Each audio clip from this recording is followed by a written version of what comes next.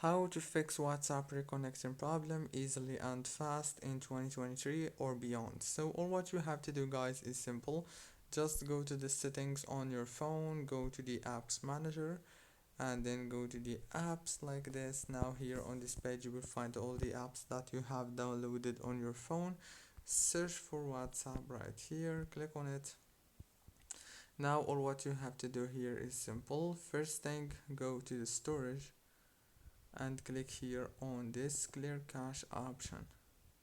Go back, click on this force stop option, and last thing you want to do is go to the permissions and make sure that the phone permission is enabled, and also the call logs and the microphone.